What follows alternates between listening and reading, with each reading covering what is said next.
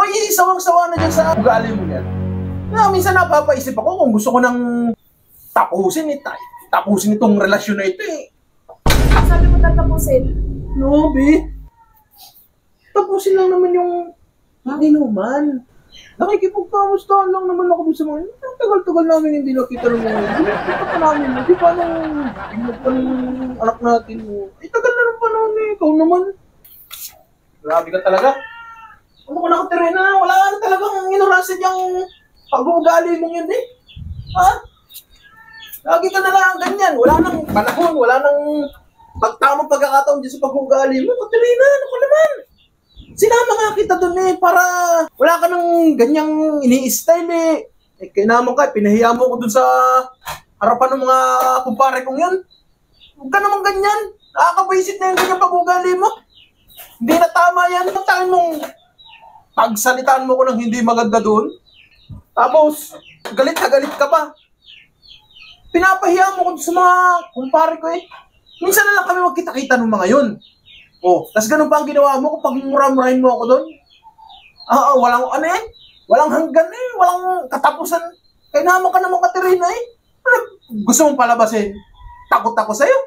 Ha? Sa ginagawa mo yan. Pasalamat ka nga eh. Isinama kita doon para makilala mo yung mga kumare mo. Tas ganun lang ang gagawin mo. Huwag ganun. Ako'y sawang-sawa na dyan sa ugali mo yan. Minsan napapaisip ako kung gusto ko nang tapusin itong relasyon na ito eh. Laging gusto mo ikaw masusunod. Pasalamat ka nga, hindi kita pinapatulan. O, tapos paulit-ulit na ang ginagawa mo. Hindi dapat ganun. Ang akin lang naman, magsabi ka ng maayos. Yung ipagpaalam ako ng maayos kung gusto mong umalis na tayo. Sabi mo tatapusin? No, B. Tapusin lang naman yung inuman. Nakikipagkamustahan lang naman ako sa mga ang tagal-tagal namin hindi nakita ng mga yun. Huling kita pa namin eh. Di ba nung binyag pa ng anak natin mo? Ay, tagal na ng panahon eh. Ikaw naman.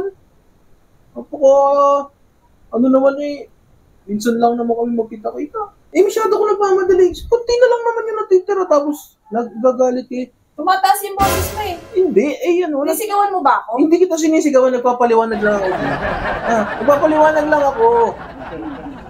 Hindi naman, pwede ka nang, pagsabi mo lang ako doon sa mga yun. Alam, maintindihan ka ng mga yun kasi takot din sa asawa yung mga yun. Oh man, dapat pinapahiya ba kita doon? Hindi mo pinapahiya doon. Hindi mo pinapahiya. Ako yung nagpapahiya sa sarili ko doon. Sige na, okay na.